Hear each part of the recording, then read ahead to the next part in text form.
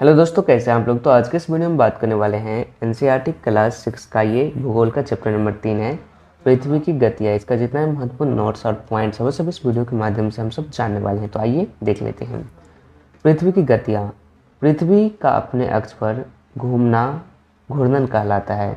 सूर्य के चारों ओर एक स्थित कक्ष में पृथ्वी की गति को क्या कहा जाता है, तो परिक्रमण कहते हैं। पृथ्वी सूर्य से प्रकाश प्राप्त करती है। पृथ्वी का आकार गोले के समान है, इसीलिए एक समय में सिर्फ इसके आधे भाग पर ही रोशनी प्राप्त होती है। सूर्य की ओर वाले भाग में दिन होता है, जबकि दूसरा भाग जो सूर्य से दूर होता है वहाँ रात होती है। ओके। ग्लोब पर वृत्त जो दिन तथा रात को विभाजित करता है उसे क्या कहा जाता है, तो प्रदीप्त वृत्त कहते हैं। पृथ्वी अपने अक्ष पर पूरा करने में यानी कि एक चक्कर पूरा करने में लगभग 24 घंटे का समय लेता है, इसलिए 12 घंटे का दिन और 12 घंटे का रात होता है। ओके।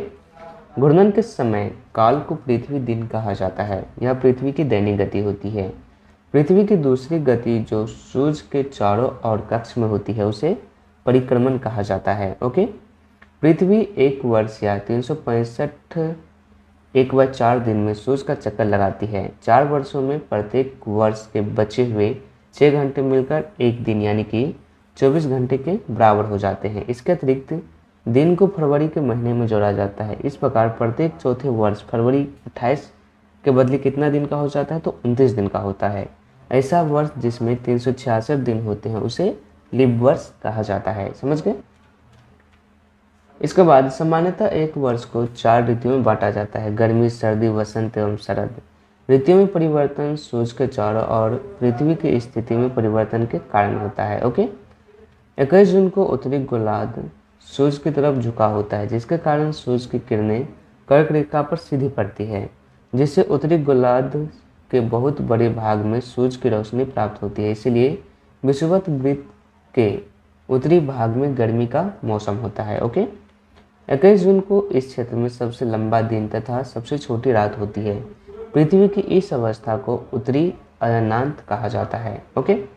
जैसे कि 22 दिसंबर को दक्षिण ध्रुव के सूर्य की ओर झुके होने के कारण मकर रेखा पर सूर्य की किरणें सीधी पड़ती है। चूंकि सूर्य की किरणें मकर रेखा पर लंबवत पड़ती है, इसीलिए दक्षिण गोलार्ध के बहुत बड़े भाग में क्या होता है, तो प्रकाश प्राप्त होता है। इसलिए दक्षिण गोलार्ध में लंबे दिन तथा छोटी रातें वाली ग्रीष्म ऋतु होती है। ओके।